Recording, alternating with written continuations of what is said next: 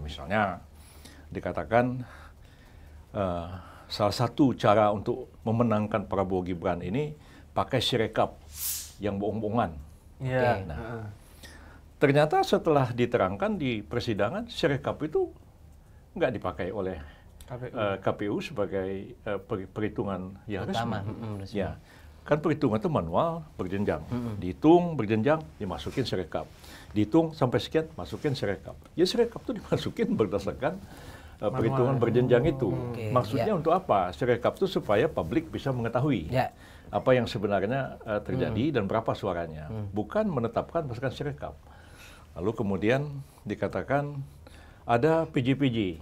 Ya. PJ itu artinya pejabat-pejabat kepala daerah. Itu dipakai sebegitu rupa dan ini digunakan untuk memenangkan Prabowo Gibran. Kita minta buktikan. Ya buktikanlah. Mereka nggak bisa buktikan. Cuman narasi-narasi aja. Narasi itu bukan bukti. Ya. Narasi ya narasi. Bukti itu proven, harus betul-betul dibuktikan. Karena mereka nggak bisa buktikan, kita buktikan sebaliknya. Ya. Kita lihat di Aceh. Aceh itu 24 kepala daerahnya, dari gubernur sampai bupati wali kota, itu cuma 24. 23 itu PJ. Ya. Cuma satu yang tidak PJ. Prabowo kalah telak di Aceh.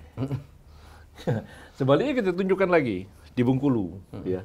Di Bengkulu itu ada 11 kabupaten kota plus gubernur.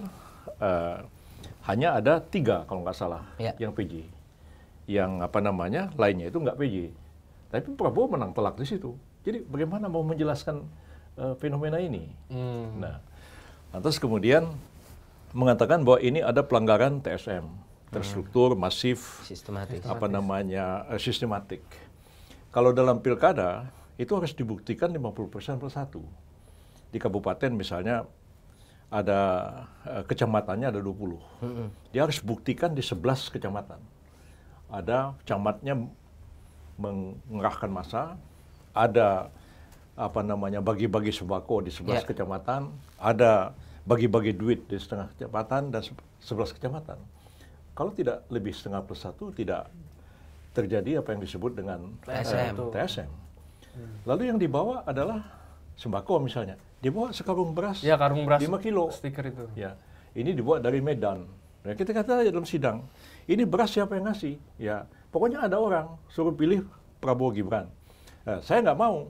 Berasnya ditinggal di depan rumah kita, diterima sama istri saya. Orang yang menyuruh pilih Prabowo Gibran itu siapa? Ya kita juga nggak tahu. Bagaimana bisa beras 5 kilo seperti itu bisa mengatakan ada penyalahgunaan bantuan sembako? Maksudnya dari satu sampel itu mengatakan bahwa semua terjadi di semua tempat susah gitu ya, Prof? Iya, kalau kita meneliti boleh pakai sampel. Tapi kalau untuk membuktikan di sidang pengadilan, ya nggak bisa pakai sampel dong.